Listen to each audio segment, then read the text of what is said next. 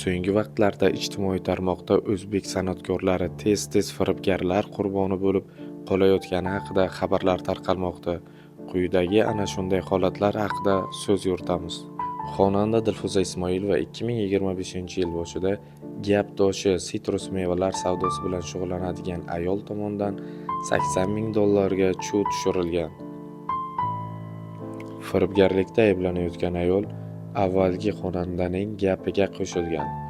Uning ishonchiga kirib olgandan so'ng chetdan sitrus mevalar olib kelib, ushbu meva savdosi bilan shug'ullanishini, bu biznesdan yaxshi daromad topishini aytgan.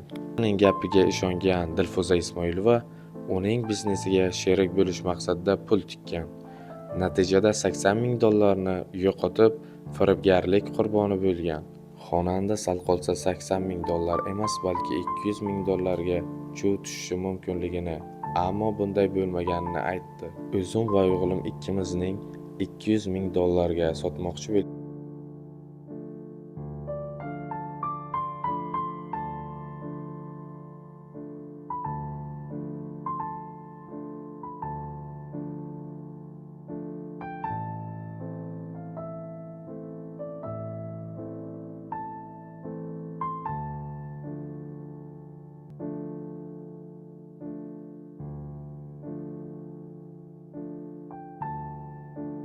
Deydi xonanda.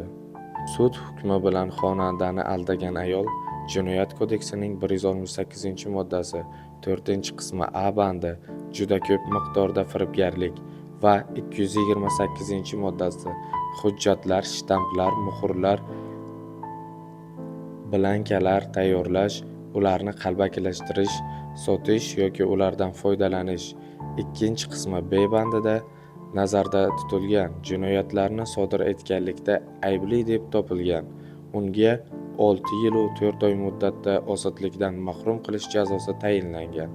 Mashhur shou-biznes vakillari hayoti va ijodini birinchi bo'lib eshitishni xohlasangiz, bizni kanalimizga obuna bo'lishni unutmang.